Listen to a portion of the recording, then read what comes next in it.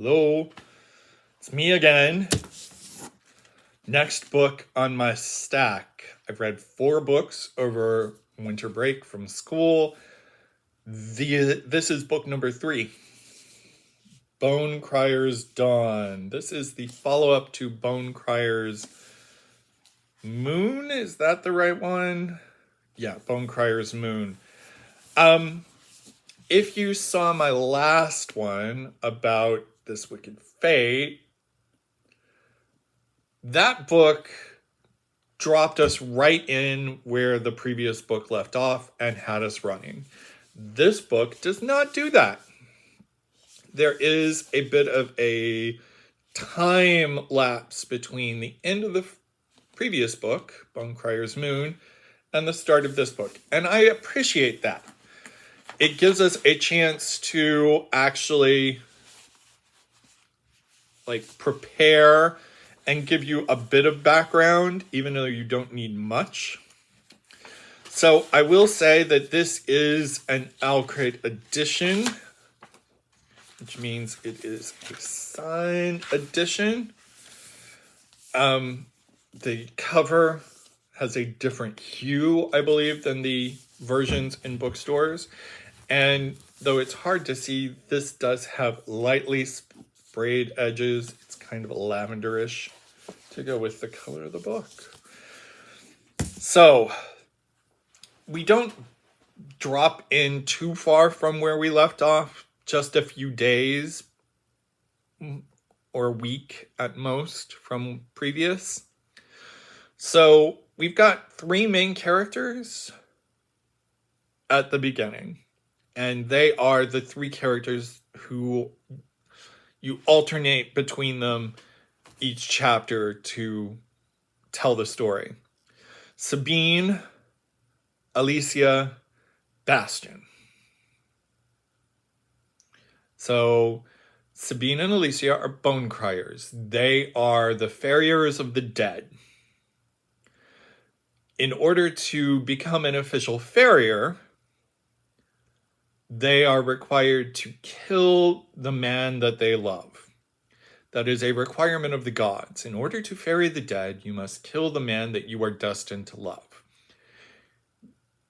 Your initiation rite is you play this song on a flute to draw them to you, and you have, from the moment that you meet them, 12 months to kill them.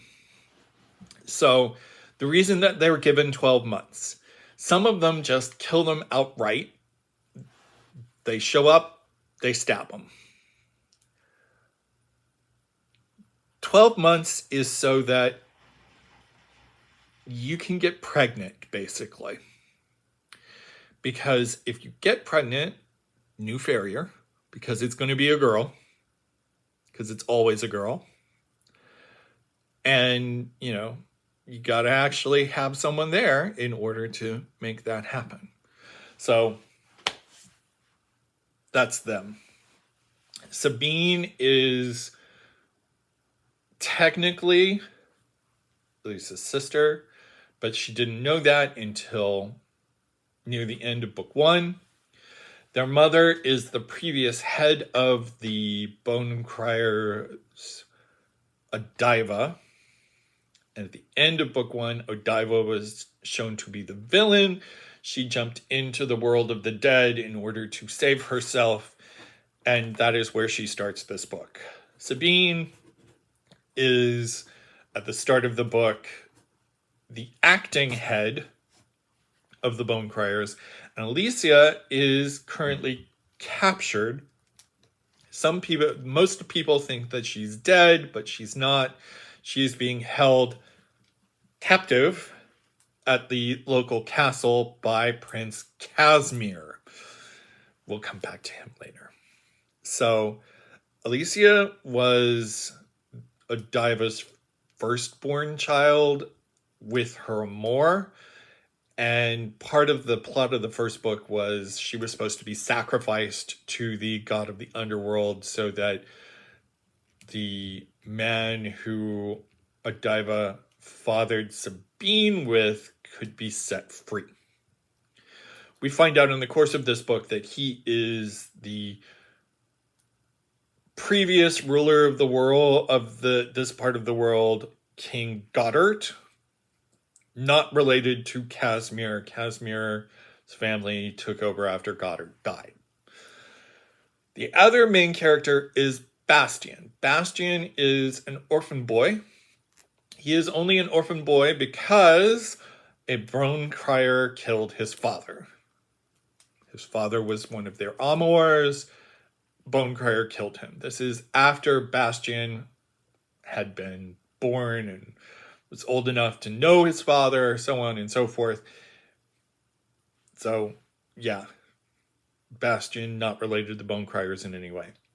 Bastian is an orphan thief, and his friends are Jules and Marcel. Jules is female, Marcel is her brother.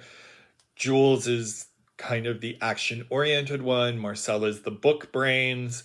Marcel has a girlfriend who works in one of the body houses, as we might say. Her name is Burdine.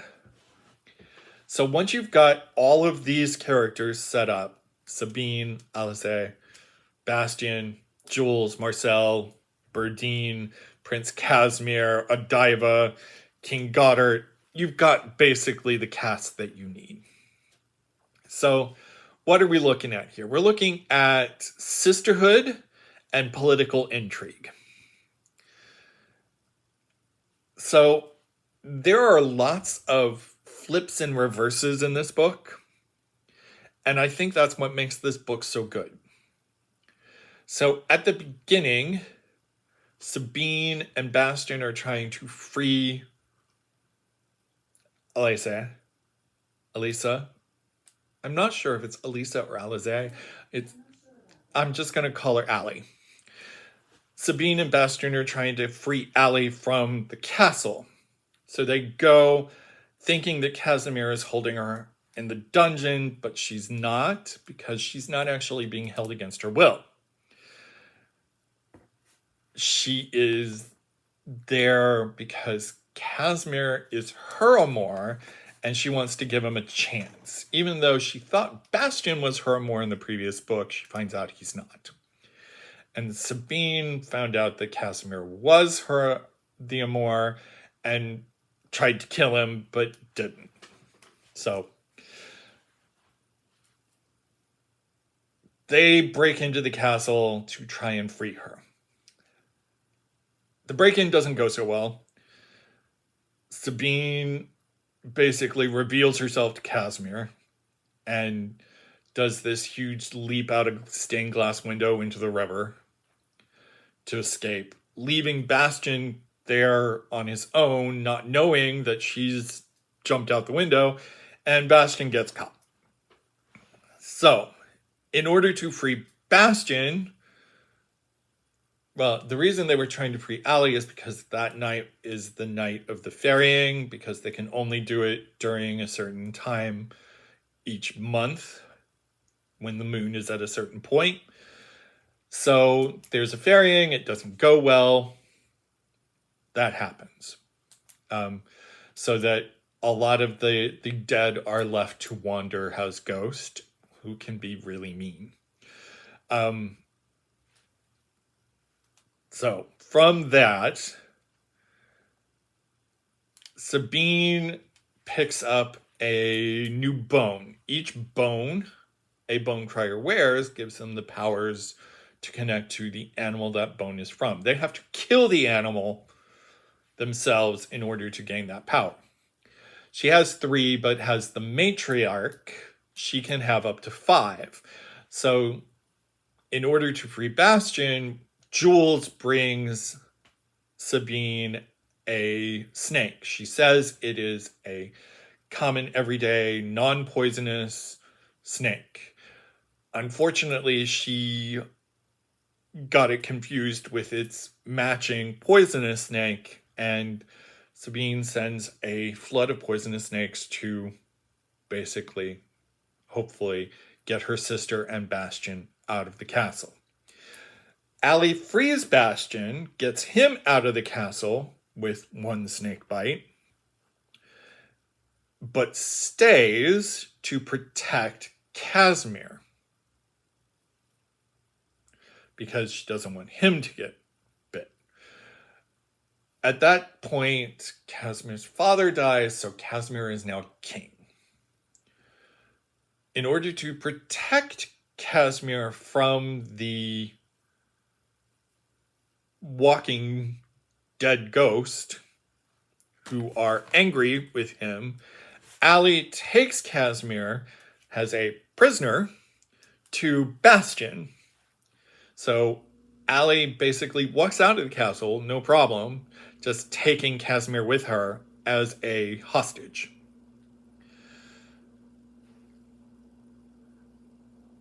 Because of how badly the ferrying goes, Sabine is basically exiled. She is told that she is no longer the matriarch. She can move on. Allie goes to find Sabine while Bastion is out. Jules goes to find Bastion, who's been out all day and needs to be back to watch Casimir. While Jules is gone, Casimir picks his lock. Bastion comes back. And basically there's a fight and Casimir escapes. So Casimir ends up finding Sabine, and there's another ferrying attempt before that, and again it doesn't go the way it should. In fact, a diva escapes and Allie gets shoved into the underworld. And the rest of the book is, how do we get Allie back? How do we take care of a diva who, because she gave the underworld Allie, gets King Goddard back from the underworld as well. King Goddard basically is trying to, he takes over. He goes, Casimir, before he finds Sabine, has gone back to the castle. Goddard comes and takes over in usurping Casimir. And when he's escaping, he goes and finds Sabine. So, how does Allie survive in the underworld? How does Casimir get his kingdom back? Does the 10 months that we keep hearing about that Allie has to kill Casimir come about? Because if she doesn't, both of them will die. A lot of stuff building up at the end. So here's the thing. The ending is unique.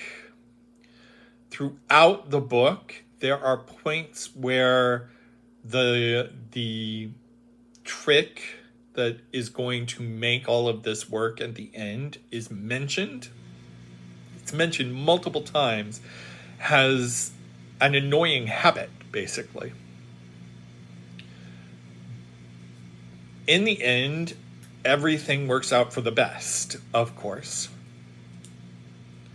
Casimir may or may not be in love with Sabine. Sabine may or may not be in love with Casimir. She also may or may not be the matron again. Bastion definitely loves Alice. Marcel definitely loves Berdine. A lot of stuff happens. And there's so many twists and reversals and changes of who you think is in charge and who, like why they are where they are. It was such a good, twisty read. I'm going to give this a 4 because it was actually that good. As a second book, it was an excellent second book for a duology. Are we left with how, with a setup where we could come back to this, I think so. I think it would be different. Let's just say that at the end there is a trip where we may meet other bone criers in other locations. And I think that that might be the setup that we could use, and wouldn't be against it. It was a really good book. So I got one more book to talk about, and I will see you next time to talk about it.